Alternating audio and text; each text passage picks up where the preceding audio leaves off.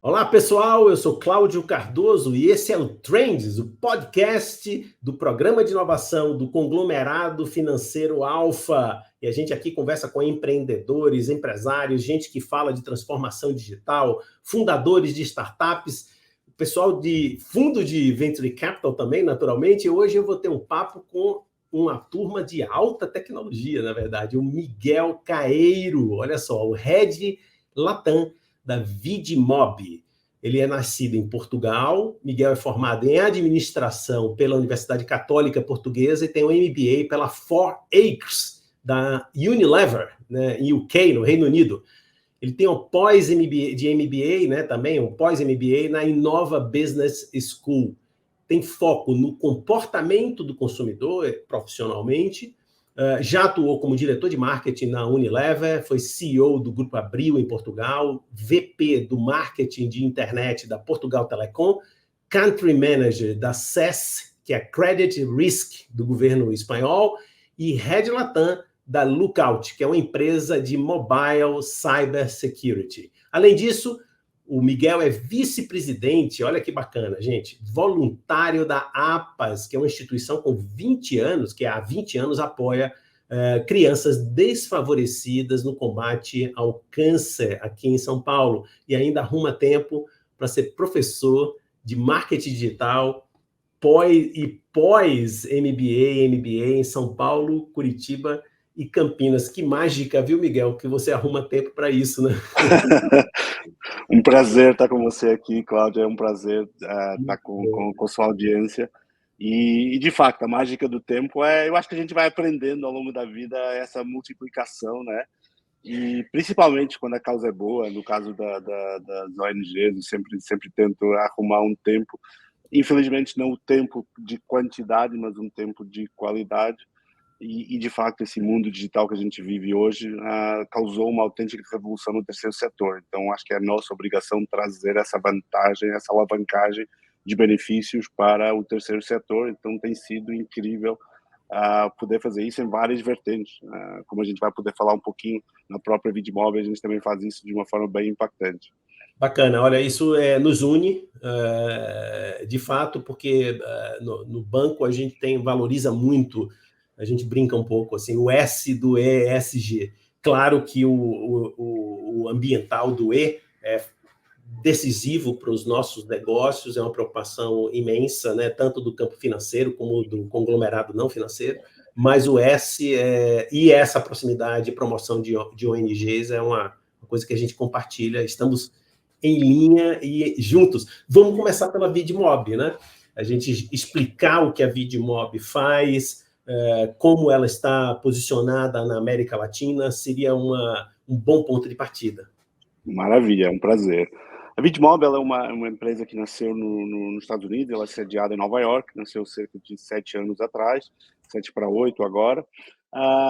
Ela inaugurou na América Latina, foi onde eu me juntei à empresa há 3 anos e meio, escritório em São Paulo, Cidade do México, em breve em Bogotá, para, no fundo, incluir esse mercado gigante, esse continente em potência, nesse ecossistema digital. A Vidmob, o que é que ela faz? Ela é um player que veio agregar valor nesse processo de anunciantes do ecossistema digital. Então, a gente fica um pouco entre o anunciante, as agências e as plataformas de rede social, entre as plataformas de TV conectada, as plataformas de e-commerce digital. E para fazer o quê? Houve uma demanda do mercado, uma chamada dor de mercado, que era de como fazer a transição de conteúdos criativos para esse novo mundo digital. Esse novo mundo digital traz uma complexidade absurda, que requer novo tipo de ferramentas, novo tipo de técnicas e capacitações, quer nos times, quer no ferramentário à disposição.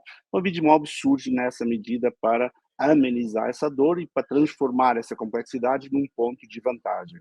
Basicamente, o grande anunciante, que estava acostumado a fazer 1, 2 campanhas por ano, colocava no intervalo da novela, e a vida corria de forma tranquila, com a chegada do digital, tudo isso baralhou totalmente. Não só a nível de formatos, existem dezenas de formatos nas plataformas digitais, horizontal, vertical, vídeo estático, carrossel, com intervenção de influenciador, sem intervenção, com som, sem som, enfim, tem uma multiplicidade de formatos diferentes e cada plataforma trouxe o seu próprio DNA, a sua própria forma de anunciar. Então, é totalmente diferente anunciar no Facebook do que anunciar no Twitter, ou no LinkedIn, ou no TikTok, etc. E isso requer, de facto, uma capacitação dos times de forma muito diferente. Ao mesmo tempo, com a chegada desse mundo digital na nossa vida, enquanto pessoas, enquanto seres humanos, enquanto consumidores, a gente começou a ter comportamentos muito diferentes. Então, a gente usava aquela grande tela da televisão como referência e, aos poucos, a gente começou a ter uma segunda tela menor na palma da mão, que foi sendo complementar. Então, a gente já não estava sozinho a ver a grande tela, a gente ia complementando com a pequena tela. Nos últimos anos, já se deu a inversão, ou seja, a grande maioria das pessoas hoje já tem um comportamento contrário, que ela está focada na pequena tela do celular e, de vez em quando, lança um olho para a televisão, para a tela maior. Isso é uma alteração de comportamento gigante, absurda, que requer uma série de adaptações, uma série de análises, uma série de novas tecnologias. Quando a gente passa para a pequena tela do celular, para esse negócio aqui que domina a nossa vida, né? Existem uma série de outros fatores que entram na jogada. Um deles a gente brinca muito, que é esse malandro aqui, que é o dedo do diabo. Que dedo é esse? É o nosso dedo que faz um scroll de mais de 300 metros por dia. Eu arrisco a brincar que na pandemia chegou nos 2 quilômetros, tá? É uma loucura, né? Para esse dedinho parar na tua mensagem, no teu anúncio, no teu comercial, muita coisa tem que acontecer no teu cérebro. Alguma coisa tem que acontecer para aí que essa mensagem me interessa. Então, tudo que está por detrás do comportamento humano, como nós nos comportamos face ao celular, que é totalmente diferente de como nos comportávamos face a uma televisão, ou um jornal, ou um outdoor, tudo isso é muito novo. E então, é preciso estudar com profundidade, é preciso estudar com a riqueza de dados. Com a tecnologia hoje existente, existem uma série de formas de recolher esses dados, essa chamada Big Data, transformar esses dados que sozinhos são um lixo, são totalmente inúteis, mas transformar esses dados em insights acionáveis. E é isso basicamente que a gente faz. Como a gente faz isso? Uma forma, tentando simplificar no máximo, é uma plataforma, é um software as a service, é um software, uma ferramenta que está ao dispor do anunciante, que faz o seguinte: nós estamos conectados por ponte informática, chamada API informático, com todas as plataformas de rede social. Google, Pinterest, LinkedIn, Twitter, TikTok, Amazon, qualquer uma que surja, a gente está conectado por ponte informática, recebendo em tempo real os dados de consumo de mídia. Então, a gente consegue, em tempo real, medir como determinada peça criativa está se comportando nos diversos KPIs, nas métricas de êxito. Beleza. Até aí, nada de muito novo. Qualquer agência de mídia, qualquer dashboard de mídia, hoje em dia tem isso. Você consegue ver se essa peça está performando melhor que essa. Tudo bem. Só que isso já não chega. Isso já não chega. Por quê? Você precisa entender por quê. Por que essa peça está performando melhor que essa. E a gente sabe, muitos estudos feitos, que por muito que você compre bem a tua mídia, que a tua planificação, o teu planejamento esteja muito correto para impactar o teu público-alvo, isso apenas vai contar com cerca de 1/3 do resultado da tua campanha. Os outros 2/3 vêm daquela coisa maravilhosa, linda, incrível, tão humana, chamada criatividade. Então, a criatividade é o que, de fato, faz a diferença no impacto de uma campanha no mundo digital. No mundo digital, o paradigma mudou. A gente já não pode interromper as pessoas, a gente já não pode impor a nossa mensagem, a gente tem que entreter, a gente tem que engajar. Então, a moeda do ecossistema digital é chamada atenção. É a disputa da atenção que é a nossa guerra, a nossa moeda. Então, para poder fazer isso, o que é que a gente fez? A gente se virou para o outro lado, que é o lado da criatividade, que foi, durante muito tempo, considerado uma caixa negra, em que poucos sabiam mexer. Então, com a tecnologia existente hoje, a gente a gente vai destapar essa caixa negra, a gente vai entender o que se passa no mundo da criatividade e transformar isso em dados gerenciáveis, acionáveis. E é isso que a gente faz. Vou te dar um exemplo muito bobo. Você pega um filme de 10 segundos e o que é que faz? A gente vai quebrar esse filme frame a frame. E em cada frame a gente vai identificar, a gente chama de taguear, tudo que está naquele frame. pessoas, se essa pessoa é uma influenciadora ou não, de que ramo, musical, artístico, do teatro, o que for, se essa pessoa está triste, se está feliz, se está contente, se está rindo, se está chorando, o ambiente em que ela está, se é indoor, se é outdoor, se é de cozinha, se é de restaurante, se é de loja, presença de texto, saturação desse texto, presença de trilha sonora, presença de logos, de marcas. Então, tudo que hoje é possível identificar numa determinada cena, o nosso algoritmo vai identificar de forma automática, em frações de segundos. Isso frame a frame. No conjunto de 10 segundos, a gente coleta uma montanha absurda de dados. O que a gente acabou de fazer? Acabou de transformar uma peça criativa num conjunto de dados sequenciáveis e manejáveis. O que a gente faz com isso? Muito simples. Essa montanha de dados a gente vai cruzar com essa outra que a gente já tinha, que era os dados de consumo dessa mídia em tempo real. Então, desse cruzamento sai o quê? Saem equações estatisticamente relevantes de causa-consequência. Você começa a entender, com a robustez estatística de machine learning, você começa a entender que quando a criança entra na cena, o que acontece com a awareness? Quando entra a call to action, o que acontece com os cliques? Quando entra a música, o que acontece com...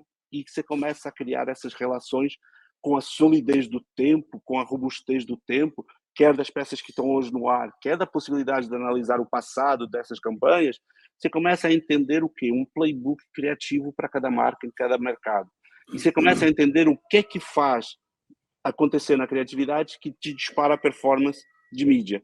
E você começa a empoderar o criativo humano. Você começa a alimentar com insight a criatividade humana. Então é de uma beleza incrível, porque você não substitui em nada a criatividade humana, você empodera ela com dados de comportamento, de como determinados elementos, que podem ser elementos muito bobos, muito básicos. Te dou um exemplo, o target masculino gosta mais de observar sapato, sapatilha, tênis dentro da caixa. Já o target feminino gosta de observar o calçado feminino, tênis de corrida, etc., visualizado num pé.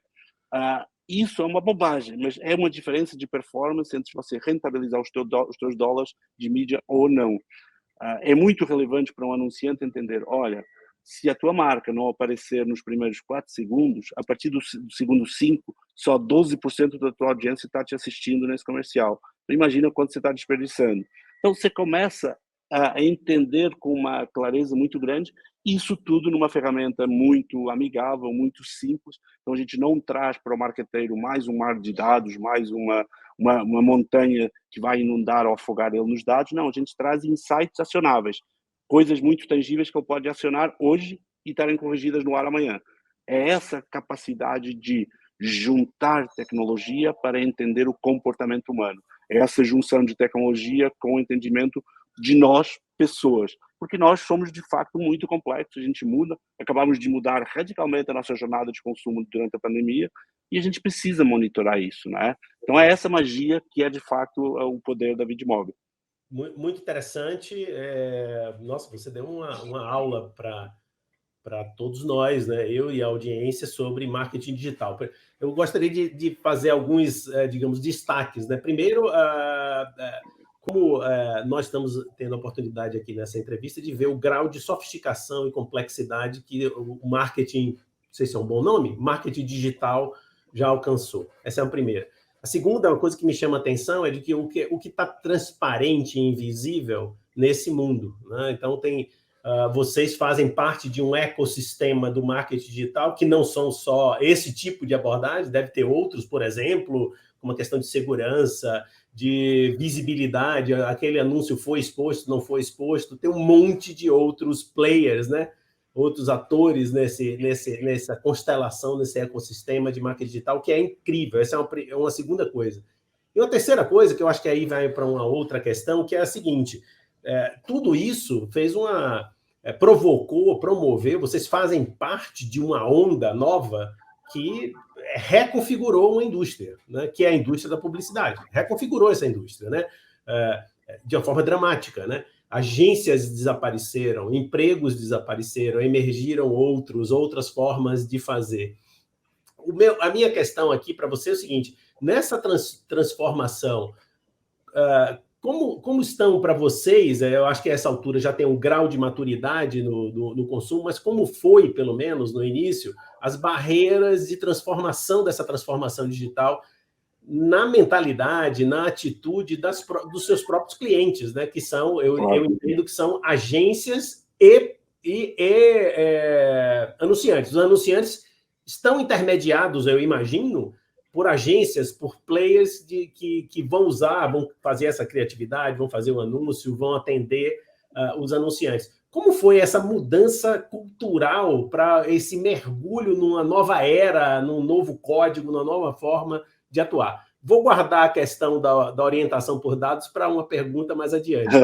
É essa provocação. Não, assim, como qualquer inovação, tem resistências iniciais naturais.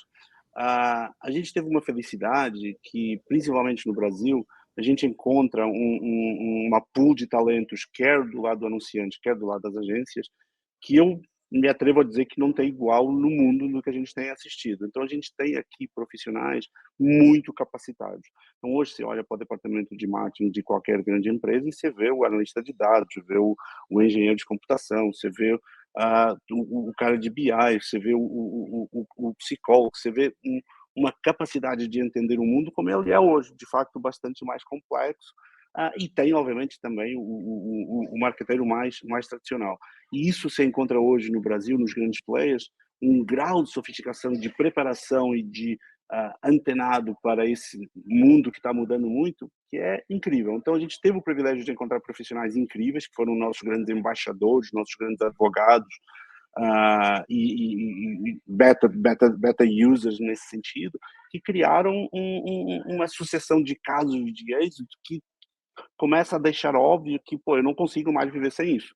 Principalmente no contexto em que, no mercado, por conta de privacidade de dados, implementação do LGPD e a nível mundial do GDPR, etc., começou a haver um mundo cada vez com maior número de restrições, a perca das cookies, enfim, a chamada perca de sinal da targetização, levou a um ônus, um papel cada vez mais relevante para a criatividade. Então, a criatividade ela tem que entregar cada vez mais, ela tem que substituir todas essas falhas que antes eu conseguia utilizar e que hoje a privacidade de dados não me deixa mais. Então, eu tenho a missão da criatividade, ela é ainda maior. Então, eu já não consigo viver sem esse grau de inteligência, sem a Big Data me apoiando as minhas decisões.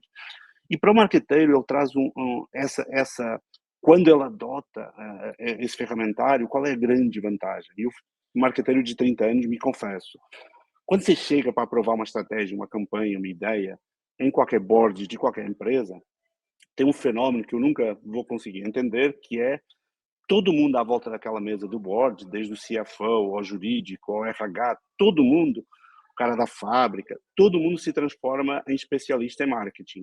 E os maiores endossadores são os cônjuges e os filhos deles.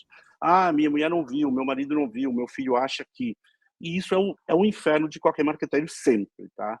Miguel, desculpa a interrupção aqui, mas eu não posso perder a piada, né? Mas isso acontece também com os psicólogos, médicos e até com a gente em banco também acontece. Mas você estava falando exatamente dessa disrupção da indústria e também todos os aspectos culturais em torno dessa transformação que vocês foram promovendo, né? No cliente, no anunciante, na agência, enfim. Continua aí, vamos lá. Não, é isso aí. A grande vantagem é que com esse tipo de ferramentas agora, você ganha uma capacidade incrível de quê? De eliminar o achismo da mesa. E quando você tira o achismo, você ganha o poder dos dados, a assertividade dos dados e uma linguagem muito parecida com os outros players à volta da tua mesa, a nível de retorno do teu investimento, a nível de garantir como você consegue alocar bem o teu orçamento. Então, eliminar o achismo é uma magia maravilhosa que hoje em dia qualquer marqueteiro está amando ter nesse sentido. E você pensa, mas os caras são muito preparados. E, de fato, a gente, mais uma vez, no Brasil, a gente tem encontrado talento incrível, quer do lado do cliente, quer do lado da agência. Nós vamos pôr um cenário aqui, que é Copa do Mundo está chegando. Qualquer um deles, dos grandes anunciantes ou de agência, vai te falar, mas eu já fiz 5, 6, 7 Copas do Mundo. Para mim não tem novidade. Mentira total. Essa Copa do Mundo que está chegando, ela é única, ela é muito única por uma série de fatores totalmente extraordinários, em que essa galera vai necessitar de parceiros que tragam dados em tempo real para eles. Vou te falar por quê. É a primeira Copa do Mundo que vai acontecer no verão no Brasil. E a primeira Copa do Mundo vai acontecer no inverno no hemisfério norte. A jornada do consumidor, o padrão de consumo, os locais de estadia vão ser totalmente diferentes. Quem sabe onde? Ninguém. A gente vai ter que viver o momento para aprender. Vai ser a primeira Copa do Mundo numa zona horária de GMT mais 3. Vai ter na América Latina pessoas assistindo a jogo no café da manhã, no almoço. É um impacto gigante na jornada de comportamento, como as minhas audiências vão se comportar, como vão consumir o meu produto. Seja o meu produto cerveja, viagens, hotel, alimentação ou camiseta de time. Qualquer um vai influir no comportamento. E vai ser o primeiro grande evento de escala mundial depois dessa famigerada pandemia. As pessoas vão se agrupar para assistir, não vão? Como é que vai ser? Ninguém sabe. Então, a gente está vivendo uma fase de laboratório vivo que, quando esses fenômenos acontecem, a gente precisa da força dos dados em tempo real para guiar as nossas decisões, o nosso investimento. A gente vai ter que acompanhar. E nesse ecossistema digital, a gente vai ter que escolher muito bem as plataformas. Umas a gente vai acompanhar conteúdo em tempo real, até a transmissão dos jogos. Em alguns casos vai ser a nossa primeira tela, até porque a gente pode não estar num ambiente de grande tela. Em outros casos, a gente vai usar outras plataformas para gerenciar conteúdos de preparação para o jogo.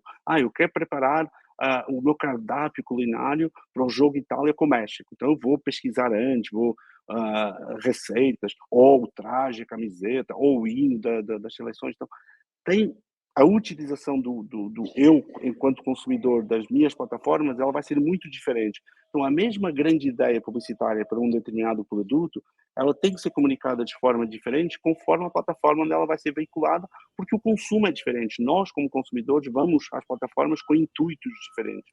Então, esse conhecimento, essa jornada, ela é muito importante. Como você referiu no início, eu sou professor também de marketing na escola da Inova, que é uma escola de Trends Innovation, olhando para o futuro, e a gente sempre fala, tudo que aconteceu na pandemia estava mapeado, todas as tendências elas estavam mapeadas. O que aconteceu foi que, como se tivesse carregado no botão de fast forward, tudo colapsou no tempo.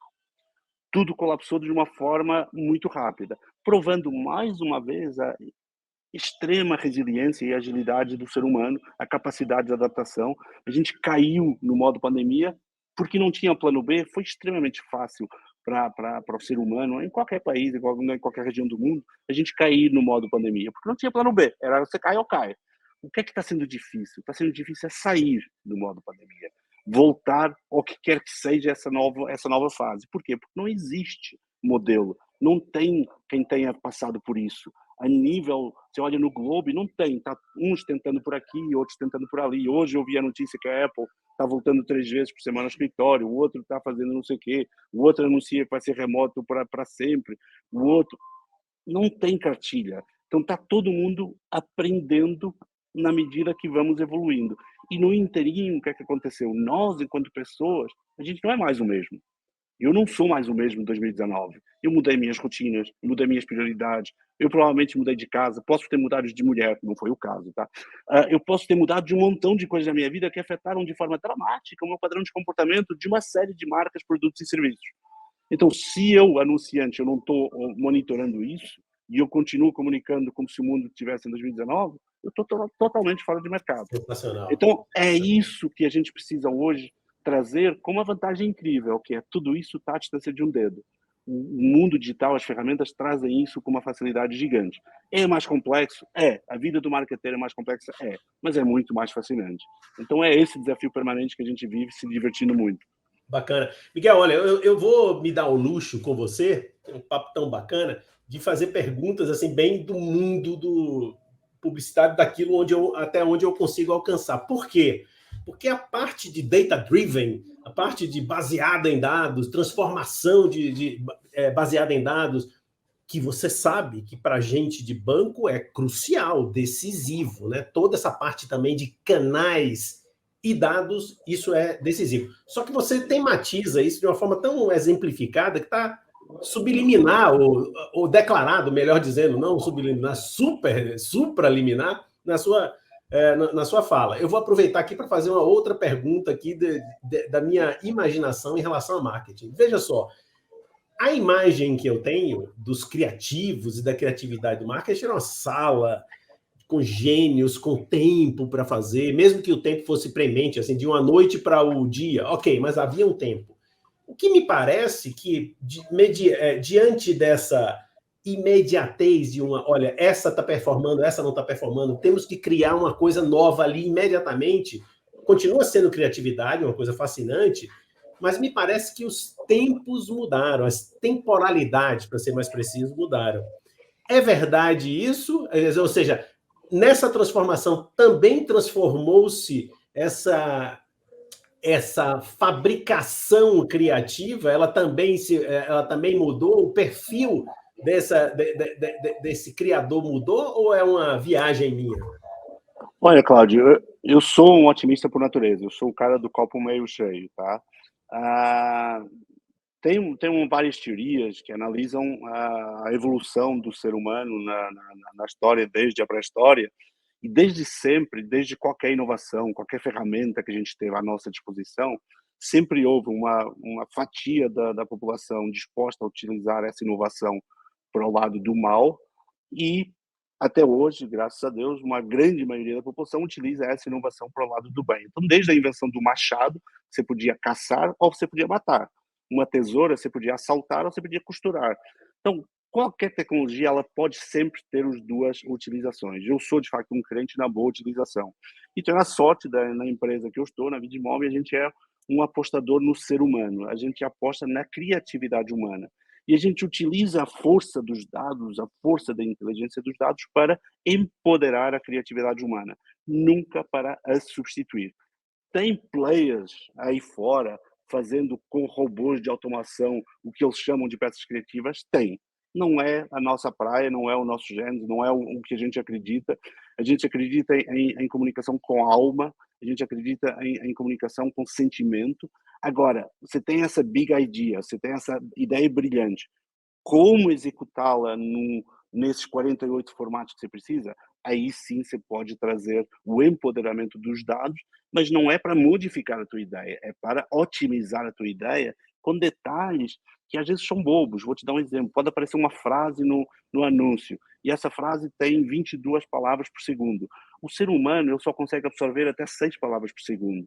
Se você coloca 8, 10, 12, o que é que acontece? Aquele famoso dedinho vai continuar o scroll, não vai parar no teu anúncio.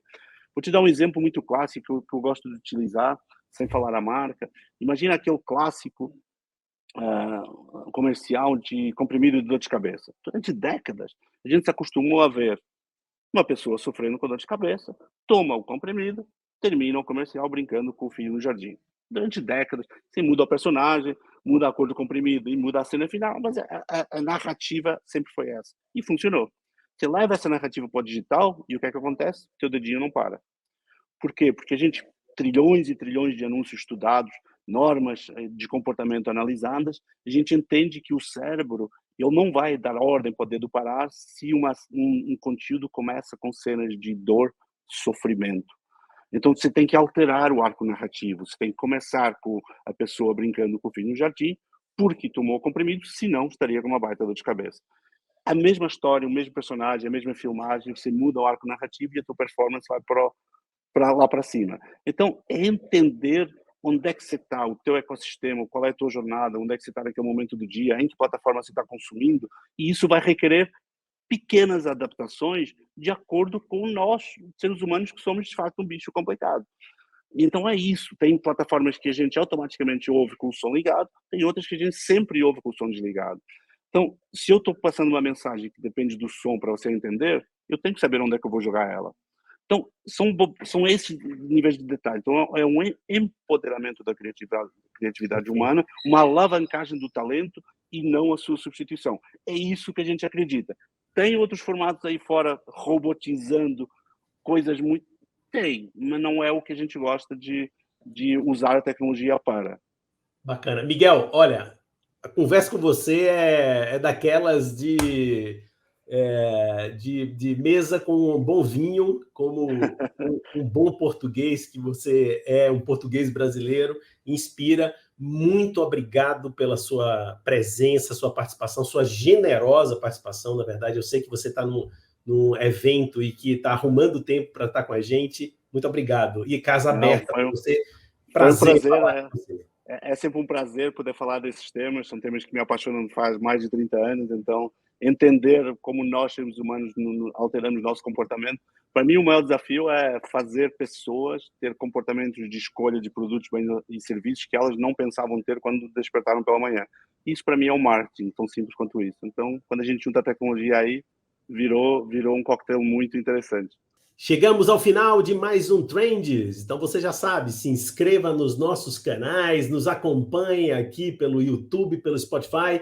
E hoje eu conversei com o Miguel Caeiro, que é o Head Latam da Vidmob. Fique com a gente e até o próximo Trends.